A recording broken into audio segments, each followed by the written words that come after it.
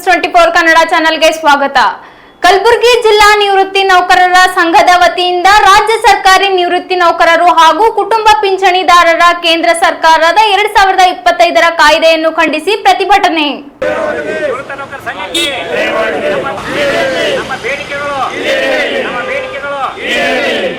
ನಿವೃತ್ತ ನೌಕರರು ಮತ್ತು ಕುಟುಂಬ ಪೆನ್ಷನ್ದಾರರ ಪರವಾಗಿ ನಮ್ಮ ಈ ಪ್ರತಿ ವರ್ಷ 2 DA ಕೊಡೋದು ಮತ್ತು ಈ ರಿವಿಷನ್ ಪ್ರತಿ ಸಲ 93ರಿಂದ ಇಲ್ಲಿವರೆಗೆ ಎಷ್ಟು ರಿವಿಷನ್ ಆಗಿವೆ ಅಷ್ಟೆಲ್ಲ ರಿವಿಷನ್ ಮಾಡ್ತಾ ಬಂದಿದೆ.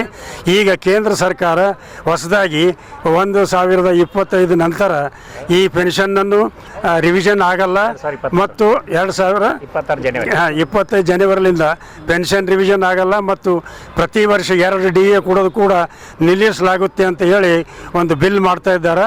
ಅದನ್ನು ಎಲ್ಲ ಇಡೀ ನಮ್ಮ ರಾಜ್ಯ ಮಟ್ಟದಲ್ಲಿ ಮತ್ತು ತಾಲೂಕಾ ಮತ್ತು ಜಿಲ್ಲಾ ಮಟ್ಟದಲ್ಲಿ ಇವತ್ತಿನ ದಿವಸ ನಾವು ಒಂದು ಪ್ರೊಟೆಸ್ಟ್ ಮಾಡಿ ಈ ಒಂದು ಬಿಲ್ಲನ್ನು ಹಿಂತಿರುಗಿ ಪಡಿಬೇಕು ಮತ್ತು ಪ್ರತಿ ಸಲ ಈ ರಿವಿಷನ್ ಮಾಡುವಾಗ ಪೇ ರಿವಿಷನ್ ಆಗಬೇಕು ಮತ್ತು 2 DA ಪ್ರತಿ ವರ್ಷ ಕೊಡಬೇಕು ಅಂತ ನಮ್ಮ ಬೇಡಿಕೆ ಇದೆ.